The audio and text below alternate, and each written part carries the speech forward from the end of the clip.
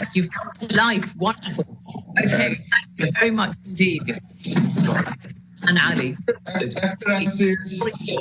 Excellencies, I join you in commending Secretary General Antonio Guterres and the Honorable Justin Trudeau, Prime Minister of Canada, and Honorable Andrew Holness, Prime Minister of Jamaica, for this initiative on financing for development in the era of COVID-19 and beyond. My country, Guyana, is persuaded of the pressing need to pursue collectively a comprehensive and multifaceted approach to effectively combat the COVID-19 pandemic and to secure a path towards sustainable recovery. The COVID-19 pandemic, already a dire health emergency, is an impending economic crisis, reversing decades of development, derailing progress towards the attainment of the Sustainable Development Goals, and intensifying poverty and inequality. The pandemic is worsening unemployment and weakening health and education systems. As a consequence, developing countries are expected in the near term to experience widening fiscal deficits, the narrowing of fiscal space, reduced external financing inflows, and increasing debt. Small states with undiversified economies and limited resources will find it difficult to satisfy their immediate development and recovery needs. The United Nations is the world's foremost multilateral organization. It must spearhead the global response to this pandemic. At a health level, the response should involve increased access to personal protection equipment for frontline health workers, the provision of therapeutics and equipment for patient treatment, and the rollout of and support for mass immunization when a vaccine becomes available. On the socioeconomic front, it is imperative that global resources be mobilized to ensure a return to a sustainable development trajectory. Resources must be made available expeditiously using a variety of financial mechanisms, including debt relief, debt service moratoriums, concessional financing, and capitalization of deferred interest payments and grants.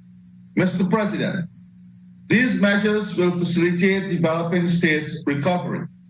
The pandemic, however, has highlighted and exacerbated global and social inequalities.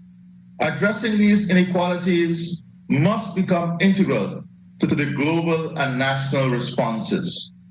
In this regard, I applaud the sentiments expressed by the United Nations Secretary General in this year's Mandela Lecture. The Secretary General has clearly set out the challenges which lay before us and the actions which are necessary. His call for a new social contract and a new global deal is an apt response to both the pandemic and the inequalities which exacerbate its effects.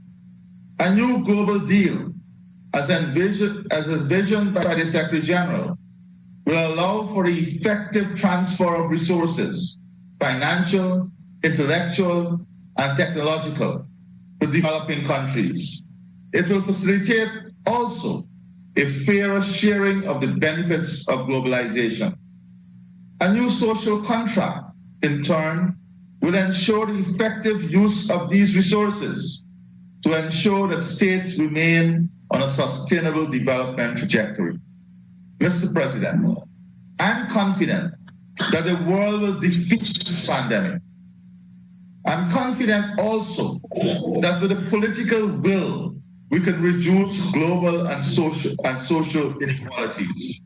It is important, therefore, that as we recover and rebuild, that we initiate a new era, one characterized by a world where we anticipate and prevent illness instead of scrambling to cure them, a world where every child receives a quality education, a world where our elderly enjoy a dignified life, a world where everyone has access to food, healthcare, housing, and water, and a world in which diversity and human rights are respected.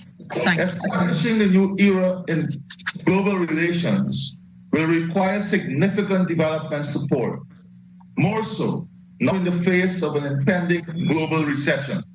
For many small states, the burden of recovery from the pandemic will be too great to bear on their own. It is therefore of paramount importance that today's deliberations pave the way for financial support to help small states rebound from the COVID-19 pandemic. It is equally vital that the Secretary General's calls for a new global deal and new social contract be pursued with promptness to ensure the recovery is aligned to reducing inequalities.